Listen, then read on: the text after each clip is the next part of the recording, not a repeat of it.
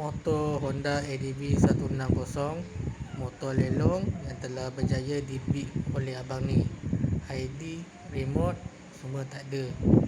Jadinya dia panggil kita untuk baca ID semula dan tambah remote. Okey.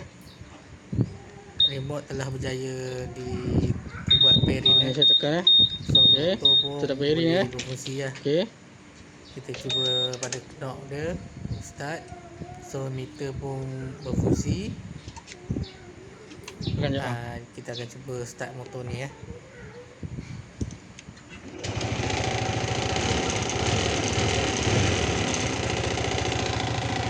Kira berapa banyak tu? Bagi list berapa?